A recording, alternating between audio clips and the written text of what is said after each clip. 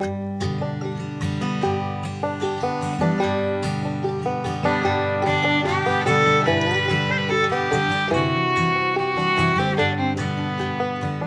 a certain bold crag that juts far over a steep wooded mountain slope called Lick Ridge, a red light was seen one moonless night in September. Sometimes it glowed intensely among the gray mist which hovered above Sleepy Valley. Sometimes it faded.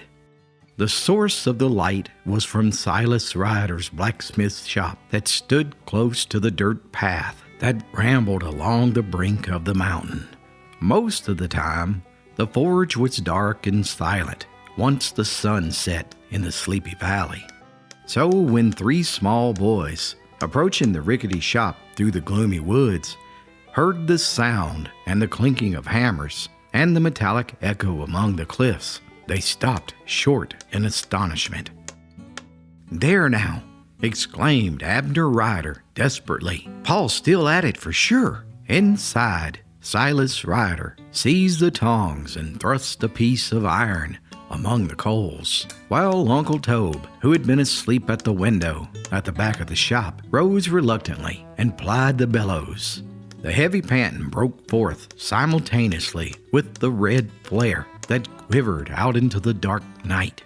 A few moments later, Silas whisked the hot iron upon his anvil, and fiery sparks showered about as the rapid blows from the hammer fell upon it. The stars in the night sky, high above the far-stretching mountains, seemed to throb in unison, until, suddenly, the blacksmith dealt a sharp blow onto the face of the anvil.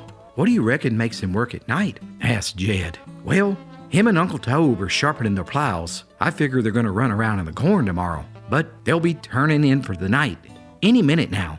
And when he does, that's when we'll have our chance." So the three boys sat down on a log a short distance from the shop, and presently they became so engrossed in their talk that none of them seemed to notice when the blacksmith took a break from his hammering to walk outside and enjoy some of that fresh mountain air. The boys also failed to discreetly lower their voices, and thus they had a listener on whose attention they hadn't counted on. "You see," young Abner started out, "my pa has a heap of tools, all right, but why don't you just ask him if we can borrow them?"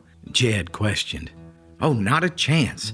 The way I figure it, there ain't nary chance he'll let me borrow any of them. Ever since those nails last summer, when they fell out of my pocket down at the creek, he ain't let me set foot in that shop, and I ain't heard the end of it yet.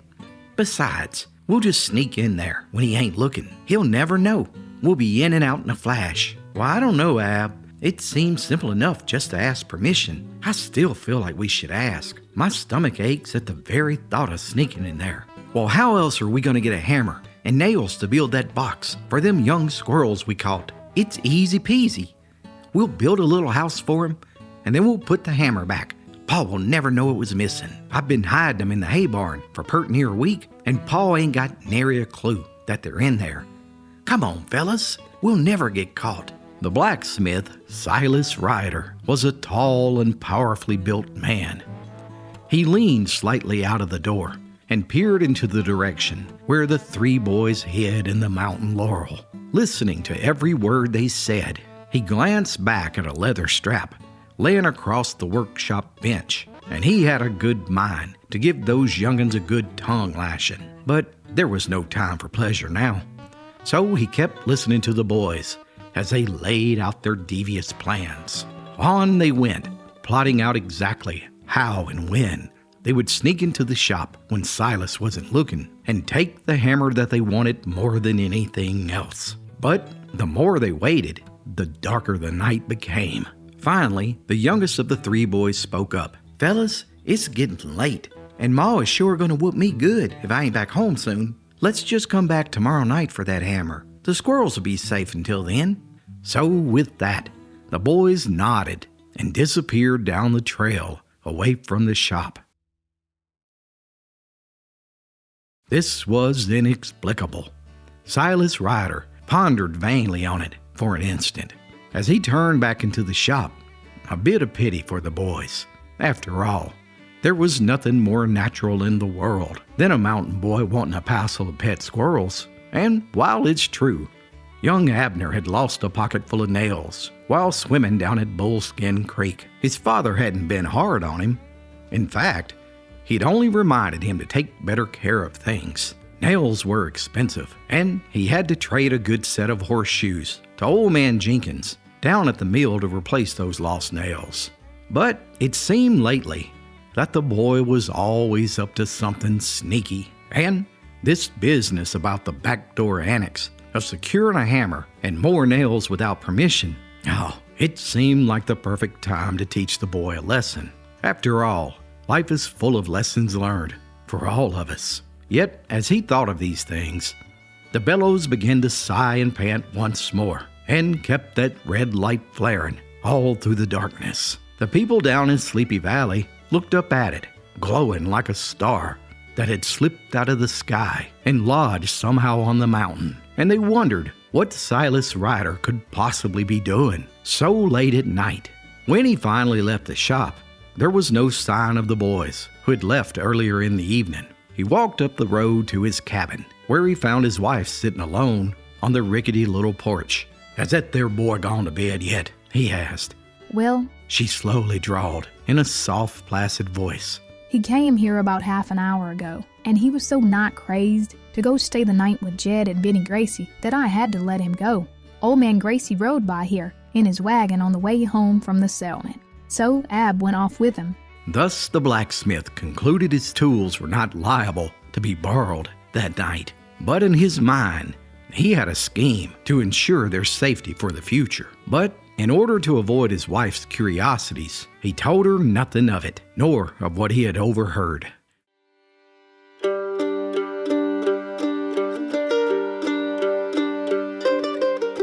Early the next morning, Silas set out for the lumber mill. The road down the deep, wild ravine was rugged, and he rode along slowly until at last he came within the sight of the weather-beaten old building, tottering precariously on the brink of the impetuous torrent which gashed the mountainside. Crags towered above it, vines and mosses clung to its walls. It was a dank, cool, shady place, but noisy enough with the turmoil of its primitive machinery and the loud, hoarse voices of the loungers striving to make themselves heard above the uproar. There were several of these idle mountaineers aimlessly strolling about the mill with the talk of last Sunday's meeting down at the Baptist church and the coming dry weather. Long, dusty cobwebs hung from the rafters. Meanwhile, the mill was humming with activity as the logs were continuously fed through its hungry saw blade. Leaning against a pile of boards was Sam Hicks, a tall, stoop-shouldered man about 40 years of age, with a smile lurking in his beard and a twinkle in his good-humored eyes, overhung by heavy, mealy eyebrows. "Well there, Silas," yelled the owner, shambling forward as the blacksmith appeared in the doorway. "Come on in and lighten up. What can I do you for?" "Well, I was hoping I might get a few chestnut boards from you. I got a little project in the works for my youngin'." "Is that right? Don't I know it? It's always something nowadays with this new generation. A fella's got to keep a close eye on 'em, and it seems they're always into something." "Yeah, tell me about it." "Why, back in my day, youngins had respect, and nowadays they're a ripping and a tearing, and Lord knows what they'll get into. I tell you, it's a full-time job, and then some to raise these youngins these days." Silas nodded as he paid for his boards and set out towards his mare. "Yes, sir, Mr. Hicks. That's the gospel truth." And with that, he set out towards the steep, rocky trail leading back to his small cabin. Now, Silas didn't do any work that afternoon, although the corn was suffering, and there were several orders of horseshoes for the folks down in the valley. Instead, he sat smoking his pipe on the porch of his log cabin while he watched the big shadow of the mountain creeping silently over the wooded valley below.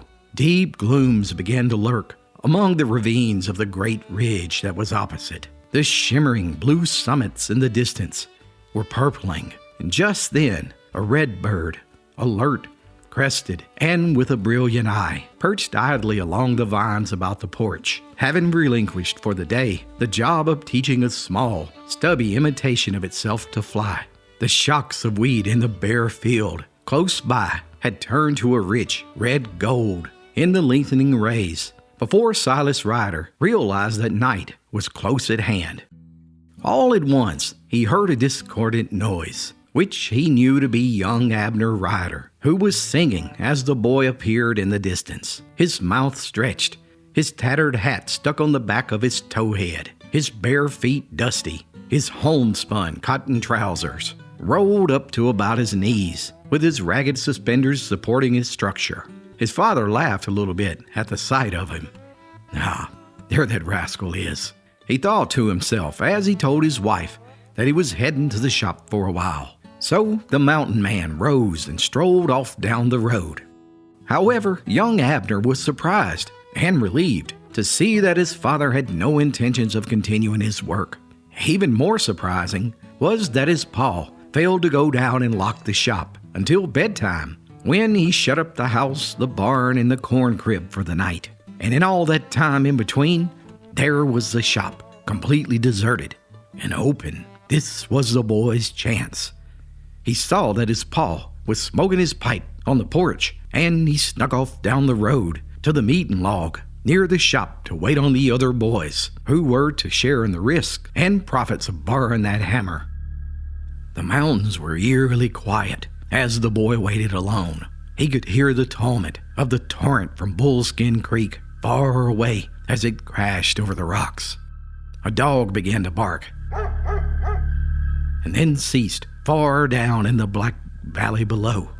Abner listened eagerly for the first cracking of the bush, which told him the other boys were near, and after they arrived, all three crept cautiously among the huge chestnut trees, and when they reached the rude window of the shop, the boys sat for a moment on the sill, peering into the intense blackness within. "It sure is dark in there, for sure," said Jed, with his heart growing faint-hearted. "Let's go back." "No, sir, no, sir," protested Abner resolutely. "But how can we find that hammer in such a dark place?" urged Jed. "Well, my pa always leaves the tool in the same place every night. I know exactly where that hammer's laying."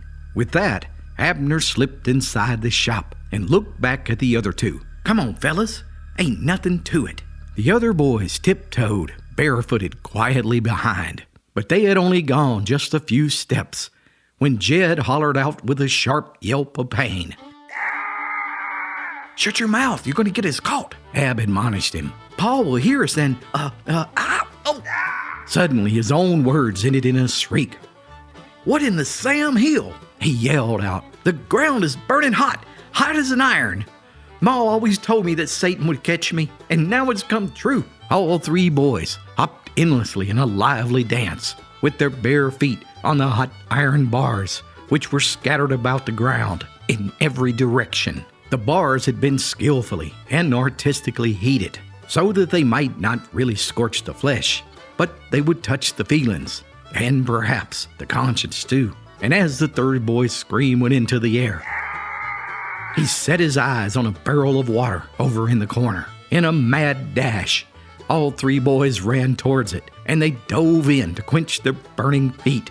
Yet that barrel contained the blackest, dirtiest, slimiest water from years of quenching horseshoes. All three were now coated with an oily filth that would surely take 100 baths to wash out. And just then, an oil lamp illuminated the shop as Silas emerged from the shadows, grinning from ear to ear and holding a homemade chestnut cage full of baby squirrels.